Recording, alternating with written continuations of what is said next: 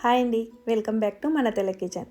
ఈరోజు మామూలుగా పూజకు కొబ్బరికాయ కొట్టామంటే అది నాన్ వెజ్కి చాలామంది వాడరు.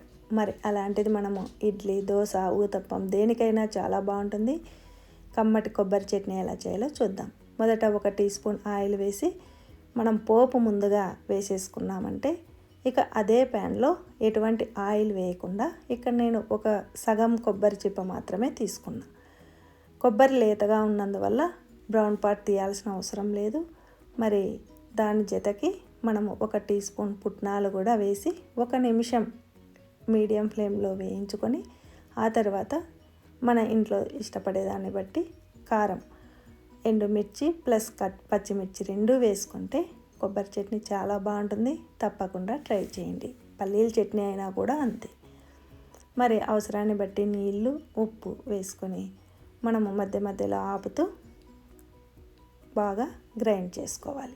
చివరిగా ఇక్కడ చింతపండు వేయం కాబట్టి కొద్దిగా లెమన్ డ్రాప్స్ వేసుకుంటే టేస్టీగా ఉంటుంది. మరి జొన్న రవ్వ ఇడ్లీకి కొలతలు: 2.5 కప్పు జొన్న రవ్వకు 1 కప్పు గుండు మినప్పప్పు పర్ఫెక్ట్గా సరిపోతుంది. అయితే మినప్పప్పు ఎప్పుడు నానబెట్టుకుంటామో జొన్న రవ్వ కూడా అప్పుడే నానబెట్టుకోండి. అదే దబ్బ మినప్పప్పు తీసుకుంటే 2 కప్పుల జొన్న రవ్వ సరిపోతుంది. ఇక ఇడ్లీ కుకింగ్ టైం కూడా సేమ్ రవ్వ ఇడ్లీకి ఎంత టైం పడుతుందో అంతే పడుతుంది. తప్పకుండా ట్రై చేయండి. మరి ఇంతటి కమ్మటి ఇడ్లీకి, జొన్న రవ్వ ఇడ్లీకి బెస్ట్ కాంబినేషన్ అంటే వెల్లుల్లి కారము నెయ్యితో చాలా బాగుంటుంది. ఇక పల్లీల చట్నీ అందరికీ తెలిసిందే. మరి ఈ పద్ధతిలో ఒకసారి కొబ్బరి చట్నీ ట్రై చేయండి. Thanks for watching.